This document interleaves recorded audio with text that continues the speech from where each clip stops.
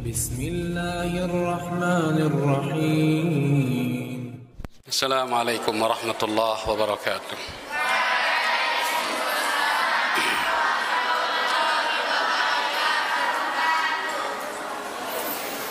الحمد لله رب العالمين الرحمن الرحيم مالك يوم الدين إياك نعبد وإياك نستعين ثم الصلاة والسلام على خير المرسلين نبينا محمد صلى الله عليه وسلم وعلى آله وأصحابه ومن سار على نهجه إلى يوم الدين. أما بعد، فقد قال الله تعالى في القرآن الكريم بعد أعوذ بالله من الشيطان الرجيم بسم الله الرحمن الرحيم يا أيها الذين آمنوا اتقوا الله حق تقاته ولا تموتن إلا وأنتم مسلمون وقال سبحانه واتقوا يوما ترجعون فيه إلى الله ثم توفى كل نفس ما كسبت وهم لا يظلمون. Ma'asyiral muslimin, akhwat, talibat Pondok Anas bin Malik yang semoga diberikan ilmu yang bermanfaat oleh Allah Subhanahu wa taala dan semoga diberikan taufik untuk mengamalkan ilmu yang telah dipelajari. Malam hari ini Allah Subhanahu wa taala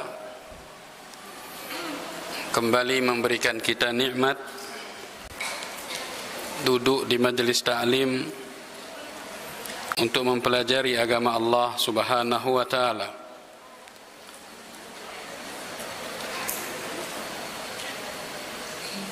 Kemudian salawat dan salam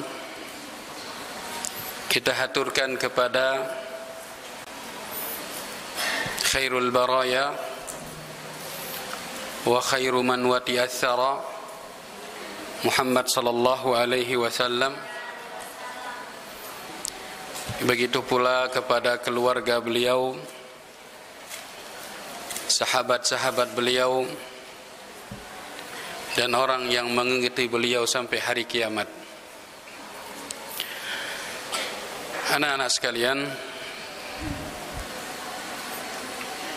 kita masih dalam pembahasan kitab Al-Adabil Mufrad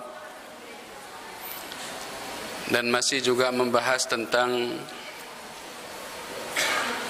kedua orang tua.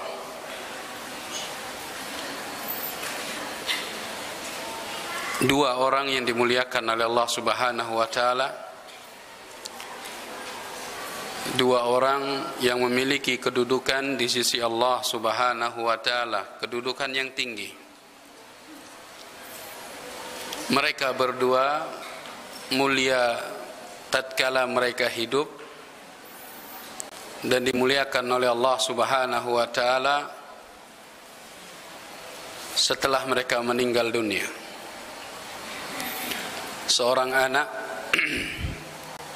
diperintahkan dan diwajibkan berbakti kepada orang tua tatkala mereka hidup, begitupun tatkala mereka sudah meninggal dunia.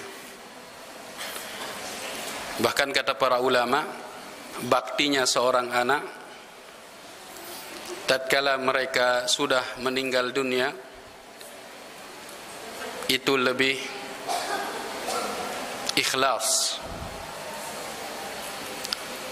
lebih ikhlas daripada bakti mereka atau bakti kepada mereka tatkala mereka masih hidup.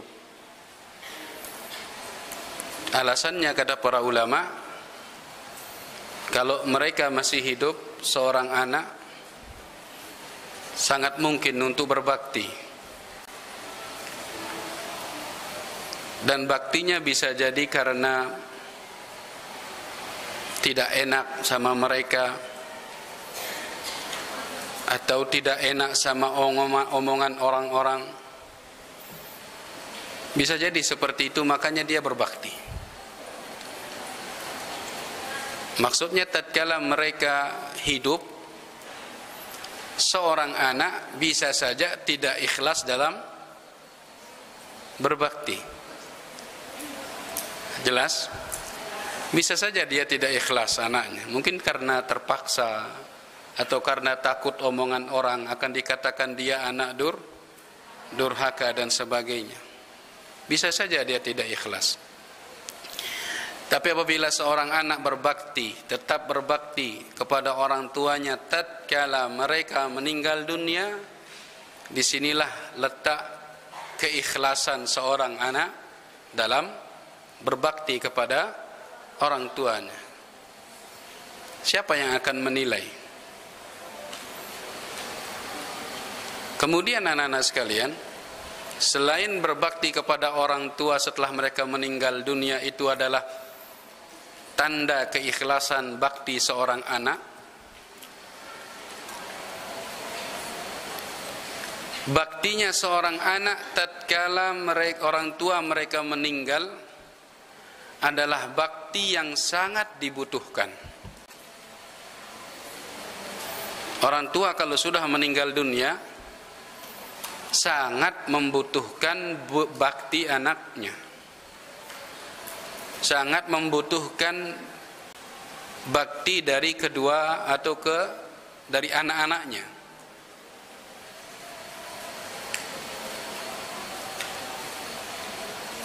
Kalau di dunia anak-anak sekalian, orang tua mungkin hanya butuh sandang, pangan, papan. Ya. Sandang, pangan, papan. Makanan, tempat tinggal, rumah, kebutuhan perlengkapan yang lainnya. Itu tatkala mereka hidup di dunia. Tapi tatkala mereka sudah meninggal dunia, mereka tidak butuh lagi sandang, pangan, papan. Ada sesuatu yang lebih mereka butuhkan dari sandang, pangan, papan.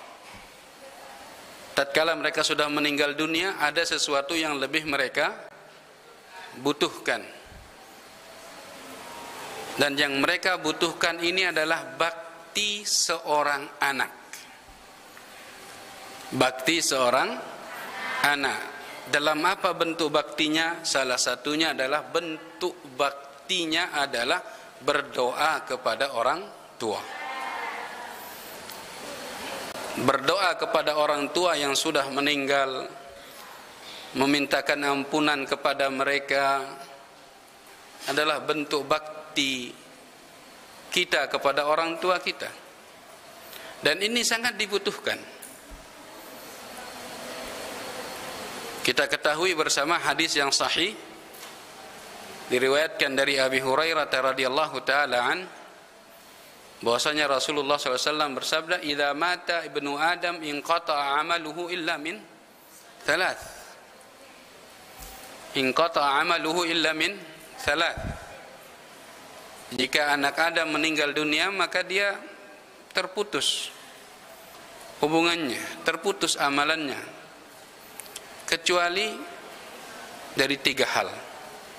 Kalau sudah meninggal anak Adam, anak-anak sekalian, dia tidak bisa lagi menambah pahala.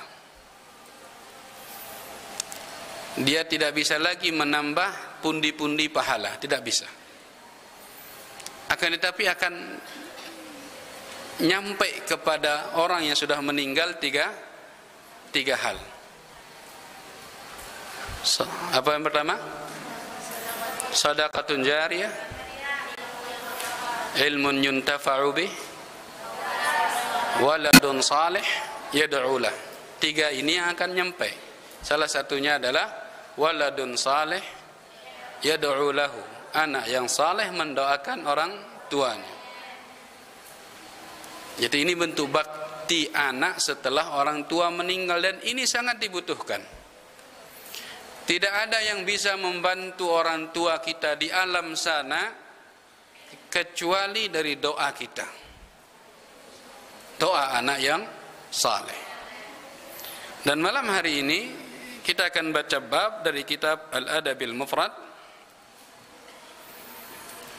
bab birrul walidain atau babu birril walidain ba'da mautihima. Bab birrul walidain setelah wafatnya kedua orang tua.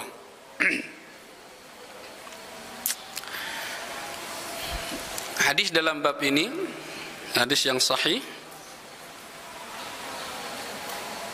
Rasulullah sallallahu alaihi wasallam bersabda, turfa'u lil mayyit ba'da mautihi darajatuh. Seorang diangkat derajatnya oleh Allah Subhanahu wa taala setelah wafatnya. Jadi setelah dia wafat, tiba-tiba derajatnya diangkat oleh Allah Subhanahu wa taala. Fayaqul ay rabbi. Fayaqul ay rabbi. Orang ini pun berkata, ya Allah, ya Rabb, dari mana nih kok bisa derajat saya diangkat? Kok bisa derajat saya ditinggikan? Padahal kalau sudah mati kesempatan beramal tidak ada lagi. Dari mana ini? Kok bisa? Maka Allah Subhanahu wa taala mengatakan, fayaqul waladuka istaghfara lak. Maka dikatakan kepadanya, anakmu memintakan ampun untukmu.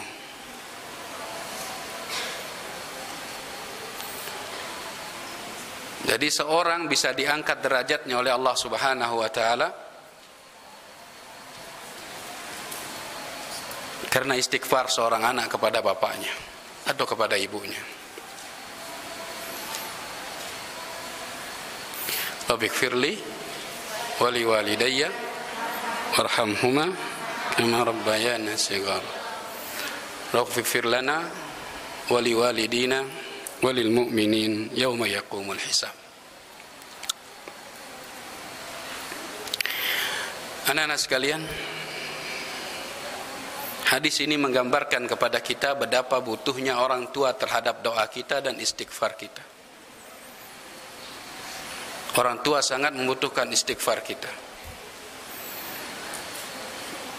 Maka sering-seringlah berdoa untuk orang tua kita. Sering-seringlah mintakan ampun kepada Allah untuk orang tua kita. Karena mereka sangat membutuhkannya.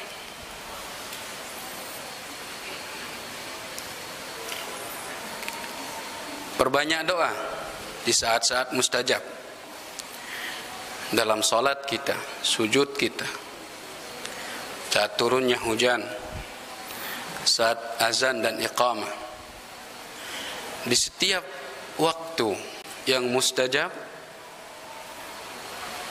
sempatkan, sisipkan doa terbaik untuk orang tua kita. Karena itu akan mengangkat derajat mereka.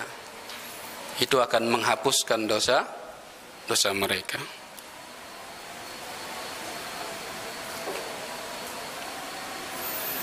Akhwat sekalian, anak-anak yang semoga selalu dirahmati oleh Allah Subhanahu wa taala.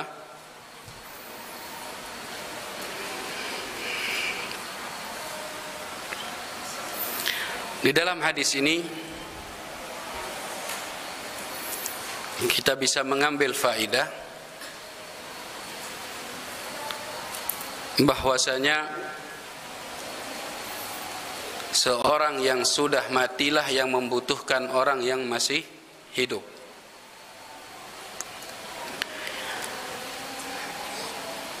Bukan terbalik. Seorang yang sudah matilah yang membutuhkan orang yang masih hidup. Bukan terbalik. Kebanyakan orang membalikkannya. Kebanyakan orang membutuhkan dia hidup, akan tetapi dia masih butuh sama yang mati. Sehingga banyak kalian lihat orang-orang datang ke kuburan minta doa dan sebagainya. Maka ketahuilah, sebenarnya yang di kuburan itulah yang butuh kepada kita. Dari mana kita ketahui? Dari hadis ini. Dari hadis ini seseorang diangkat derajatnya oleh Allah Subhanahu wa taala gara-gara doa siapa? Gara-gara doa anaknya yang saleh. Maka orang yang matilah yang membutuhkan orang yang hidup.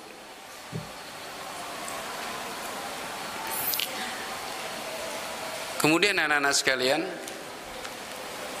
setiap ibadah, setiap amal baik yang kita lakukan, yang seorang anak lakukan, juga akan mendatangkan pahala bagi orang tua yang sudah meninggal dunia. Antunna salat, antunna puasa, antunna menghafalkan Al-Quran, zikir pagi dan petang, dan perbuatan-perbuatan yang lainnya, ibadah-ibadah yang lainnya. Selain kalian mendapatkan pahala, maka orang tua pun akan mendapatkan bagian pahala dari apa yang kita lakukan.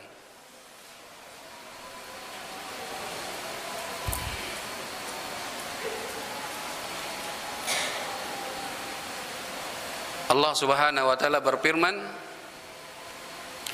wa anna laysa lil insani illa ma sa'a wa anna sa'yahu sawfa yura. Seseorang itu akan mendapatkan hasil dari usahanya, dan dia akan mendapatkan dan melihat hasil dari usahanya dulu tatkala di dunia. Seseorang akan mendapatkan hasil dari usahanya. Kapan? Waktu dia di dunia, waktu dia di dalam dunia ini masih hidup.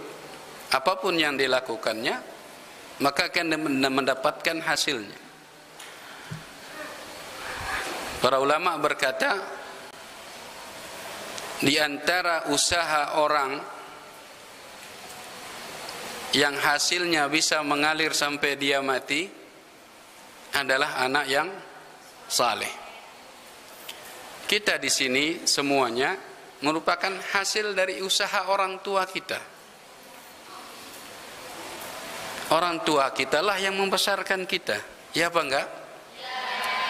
Orang tualah yang mendidik kita, orang tualah yang membiayai sekolah kita. Jadi kita ini hasil dari usaha orang tua kita. Maka kata para ulama, apapun yang kita lakukan, ibadah yang kita lakukan, itu pahalanya akan nyampe kepada orang tua. Oleh karena itu, perbaguslah ibadah. Tatkala kalian melakukan sebuah ibadah, baguskan ibadah tersebut anak-anak sekalian. Karena kalian meyakini ini akan nyampe juga pahalanya ke orang tua kita. Jangan melakukannya saena ETW. Jangan melakukannya sak maunya saja. Yang penting melakukan, enggak. Usahakan sempurna melakukan. Karena kita yakini orang tua juga akan mendapatkan bagian dari apa yang kita lakukan. Wa anna laysa lil insani illa ma sa'a. Orang akan mendapatkan hasil dari usahanya, dan kita ini termasuk usaha dari orang tua.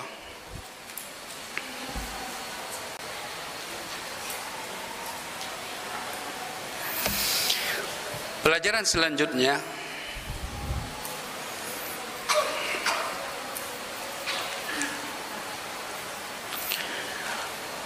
fihi hathu ala tarbiyatil abna ala ta'ah hatta yantafi'a bihimul aba wal ummahat. Di dalam hadis ini secara tidak langsung ada anjuran untuk mendidik anak dalam ketaatan agar mereka menjadi anak yang saleh dan salihah. Kewajiban seorang bapak dan seorang ibu adalah mendidik anaknya menjadi anak yang saleh dan salihah, berbakti kepada Allah, berbakti kepada mereka berdua. Itu adalah sebuah kewajiban. Dan manfaat yang akan didapatkan itu akan kembali kepada orang tua juga. Orang tua akan mendapatkan manfaat dari kesalehan anaknya.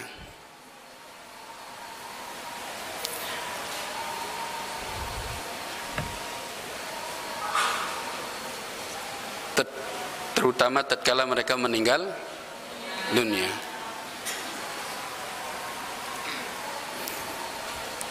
Jadi nanti kalau kalian menjadi ibu, berusahalah menjadikan anak kalian menjadi anak yang saleh dan salehah. Cepat atau lambat kalian akan mendapatkan hasil atau manfaat dari kesalehan anak itu.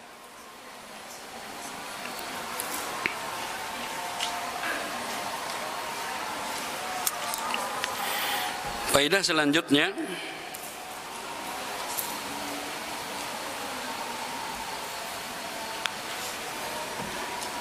bahwasanya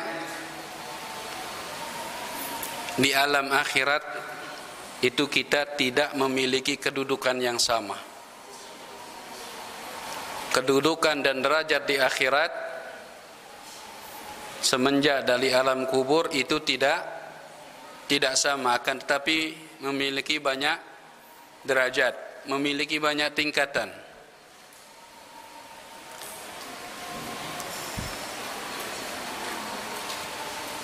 Dan bisa jadi derajat seseorang akan terangkat. Bisa jadi derajat seseorang akan terangkat di akhirat karena banyak sebab. Salah satu sebabnya adalah doa dan istighfar seorang anak untuk orang tuanya.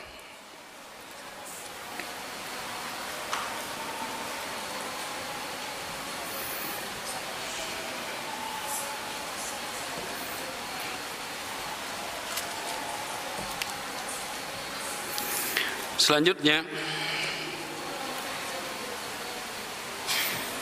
hadis yang berikutnya adalah hadis dari Abi Hurairah yang diceritakan oleh Muhammad bin Sirin rahimahullahu ta'ala. Muhammad bin Sirin berkata, kunna inda Abi Hurairah, kami bersama Abu Hurairah pada suatu malam. Kami bersama Abu Hurairah pada suatu malam. Faqal, Abu Hurairah berkata, Allahumma ighfir li Abi Hurairah wa li ummi wa liman istaghfara li Abi Hurairah wa ummi.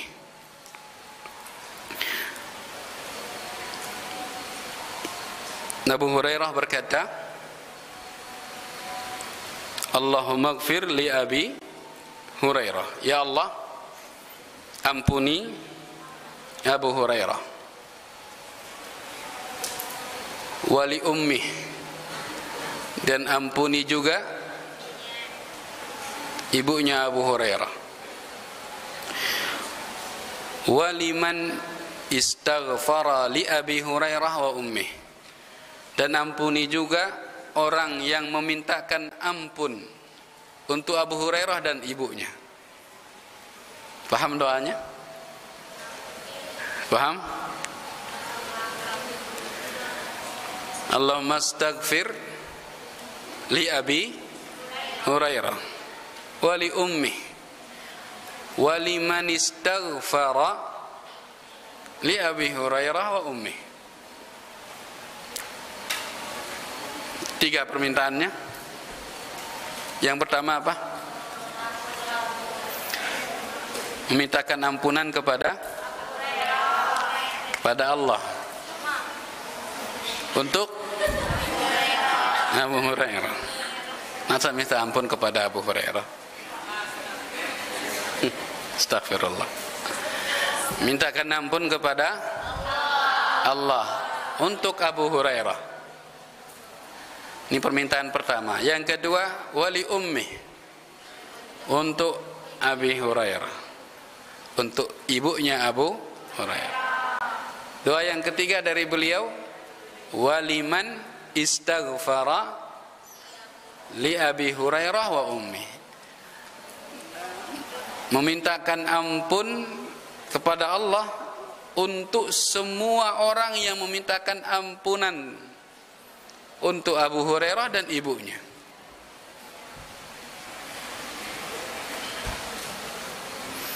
Maka Muhammad bin Sirin mengatakan, fanahnu nastaghfir lahuma hatta nadkhula fi da'wati Abi Hurairah. Muhammad bin Sirin mengatakan, maka kami memintakan doa untuk Abi Hurairah dan ibunya agar kami masuk ke dalam doanya Abu Hurairah. Paham? Jadi siapapun yang memintakan ampun untuk Abu Hurairah dan ibunya, maka Abu Hurairah sudah memintakan ampun untuknya kepada Allah Subhanahu wa ta'ala.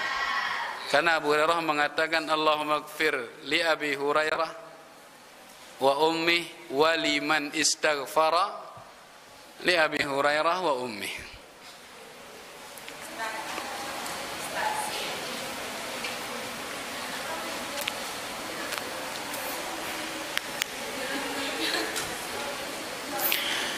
Dalam hadis ini anak-anak sekalian, hirsu Abi Hurairah ala birri ummi. Dalam hadis ini ada faidah bahwasanya Abu Hurairah sangat semangat berbakti kepada ibunya. Salah satu bentuk bakti beliau kepada ibunya adalah memintakan ampun untuk ibunya. Allahumma ighfir li Abi Hurairah wa ummi. Ini patut dicontoh anak-anak sekalian. Ini patut dicontoh. Sahabat yang mulia saja mendoakan ibunya, apalagi kita. Tentu lebih pantas untuk mendoakan ibu kita.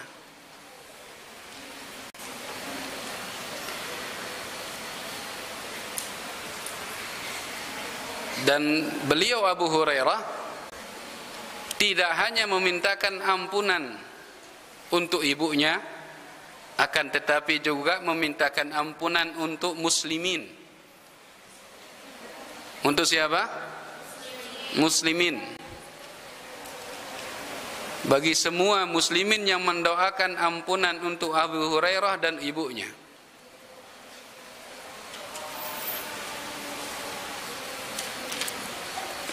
Di sini ada pelajaran penting. Di sini ada pelajaran penting anak-anak sekalian. Jangan pelit untuk mendoakan orang lain. Orang tua dan orang lain. Kalau orang tua jelas. Tapi orang lain doakan juga.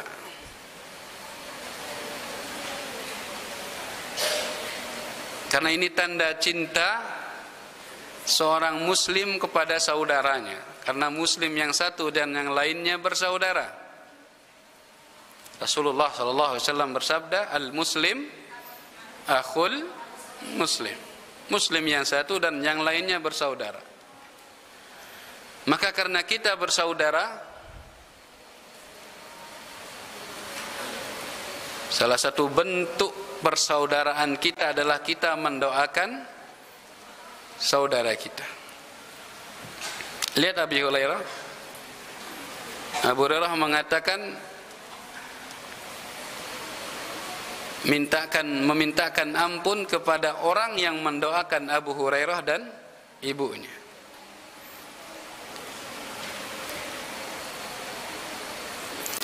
Dari doa yang diajarkan oleh Abu Hurairah juga ini anak-anak sekalian, kita bisa ambil faidah bahwasanya tatkala berdoa kepada Allah Subhanahu wa taala, mulailah pertama kali dengan diri kalian, kemudian orang yang terdekat, kemudian orang yang terdekat, terus sampai orang yang terjauh. Setelah beliau mengatakan Allahumma ighfir li Abi Hurairah, beliau menyebut siapa setelahnya? Ibunya. Wali ummihi. Kemudian walil muslimin alladzina da'a li Abi Hurairah wa ummih. Kalau berdoa anak-anak sekalian, salah satu adab berdoa adalah mulai memintakan untuk diri sendiri, orang yang terdekat, kemudian yang sedikit jauh sampai yang terjauh. Ini salah satu adab dalam berdoa. Jangan yang jauh dulu. Dari mulailah yang terdekat dan yang paling kita cintai.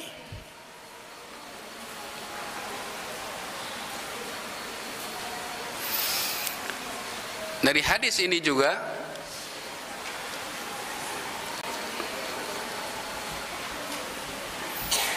kita bisa mengambil faedah bolehnya kita berharap doanya orang lain untuk kita. Bolehnya kita berharap doanya orang lain untuk kita. Lihat Muhammad bin Sirin, beliau mengatakan, maka kami mendoakan Abu Hurairah dan ibunya agar kami masuk ke doanya Abu Hurairah, agar kami juga dimintakan ampun oleh Abu Hurairah kepada Allah Subhanahu wa taala.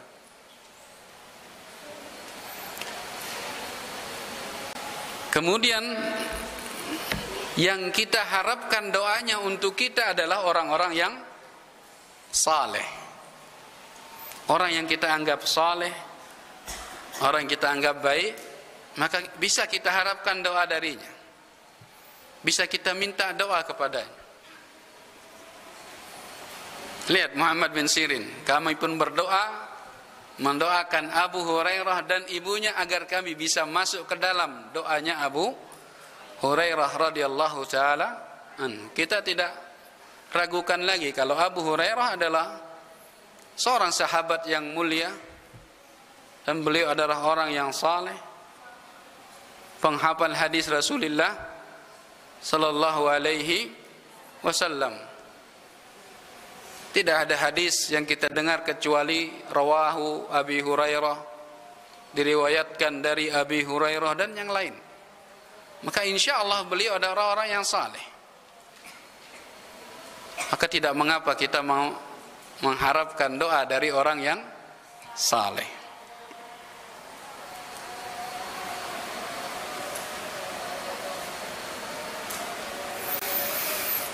Faedah yang selanjutnya dari hadis ini,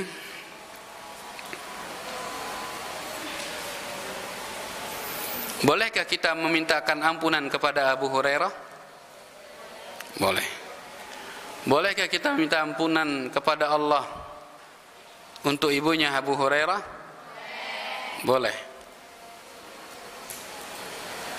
Maka tidak mengapa kalian mengatakan Allahumma ighfir li Abi Hurairah wa li ummih. Kita tatkala kalian sujud membaca doa ini, Allahumma ighfir li Abi Hurairah wa li ummi. Anak-anak sekalian, Adapun doa istighfar kepada orang tua kita, itu banyak riwayatnya. Bisa kita menggunakan doa yang ada di dalam Al-Quran. Ada yang kalian hafal? Tadi kita sudah baca. Rabbi ghfirli wali walidayya warhamhuma kama rabbayani saghira. Doa yang lain? Rabbana atina fid dunya hasanah. Boleh, itu umum, tapi yang ada sebutan orang tuanya. Naam, Rabbi ghfirli wali walidayya walil mu'minin yauma yaqumul hisab. Boleh kalian minta doa kepada Allah pakai bahasa Indonesia? Boleh memintakan ampunan untuk orang tua kepada Allah Subhanahu wa taala dengan bahasa Sasak juga. Tapi ingat, jangan saat sholat.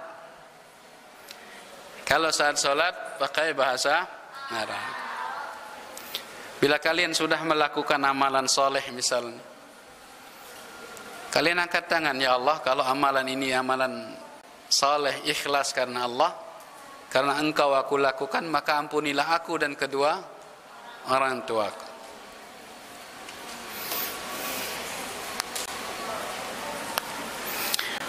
Pelajaran selanjutnya, pelajaran keberapa ini?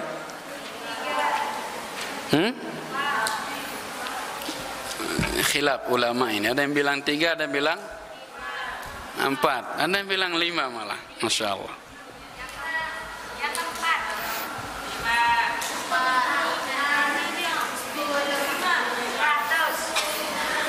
Tidak ada 100, nggak nyampe. Pelajaran selanjutnya dari hadis ini, bahwasanya seorang anak yang akan didengarkan doanya oleh Allah Subhanahu wa taala adalah anak yang saleh. Anak yang saleh. Dan saleh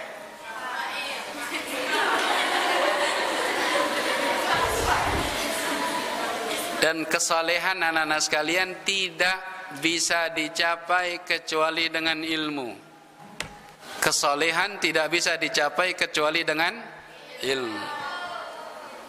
Ilmu dari Al-Quran dan As-Sunnah. Sesuatu yang akan dikatakan saleh apabila sesuai tingkah lakunya, perbuatannya dengan Al-Quran dan As-Sunnah. Berarti kesolehan butuh ilmu.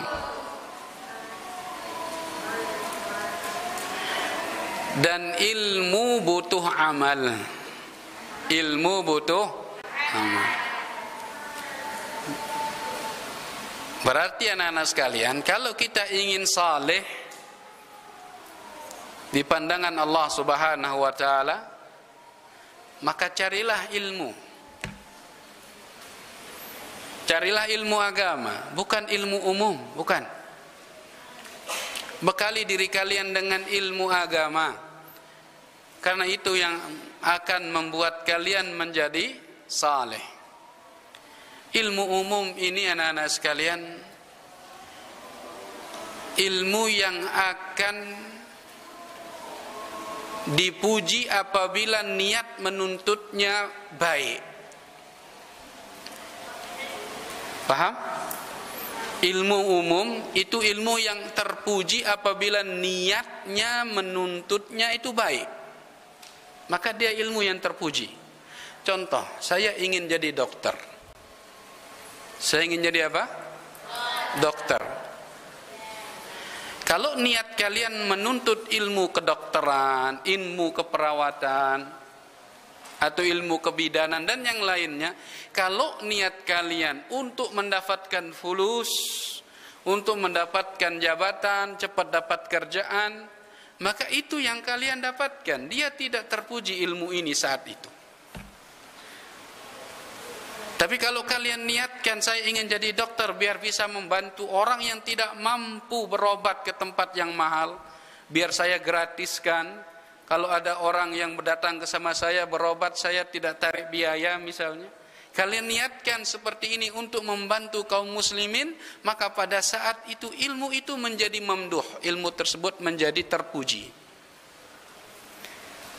Beda dengan ilmu agama, anak-anak sekalian. Ilmu agama zatnya sudah terpuji. Zatnya aja sudah terpuji, apalagi dibantu dengan niat yang baik, maka dia akan tambah terpuji. Kalau kalian ingin menjadi saleh atau salihah, maka tuntutlah ilmu agama. Sekian anak-anak sekalian, semoga ada bermanfaat. Assalamualaikum warahmatullahi wabarakatuh.